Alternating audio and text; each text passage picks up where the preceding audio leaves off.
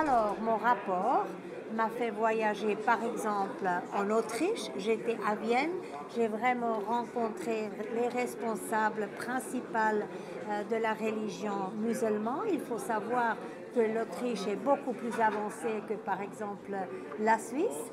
Les musulmans sont acceptés et puis ils sont absolument pas contestés, mais il y a un autre contrôle parce que l'Autriche, depuis 1912, ils ont déjà une loi de l'islam.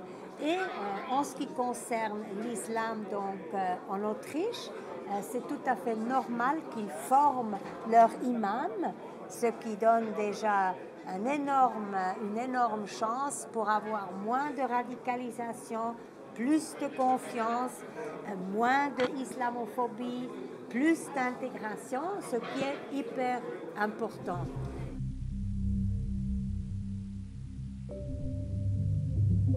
J'ai bien vu qu'avec les Turcs et avec d'autres musulmans qui sont membres de ce Conseil de l'Europe, on pouvait bien partager les idées parce que aussi les musulmans ont un intérêt qu'il n'y a pas de préjugés, qu'ils sont intégrés, qu'on va en avant tous ensemble. Et ça, je trouvais très, très intéressant. Et surtout, il faut dire, par exemple, la Turquie, elle a souffert aussi des actes de terrorisme. Ce n'est pas uniquement d'autres pays comme la France qui ont souffert.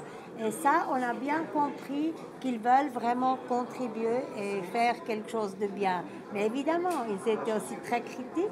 Il y avait des passages qu'ils ont critiqués où il fallait vraiment trouver une entente. Mais je pense que c'est un signe de sagesse et c'est un signe que les membres sont très très mûrs parce qu'une discussion sur un sujet aussi difficile, aussi délicat, aussi sensible comme le Foreign Funding of Islam, comment on va réglementer le financement de l'islam contre l'islamophobie et contre la radicalisation, je trouvais assez exceptionnel.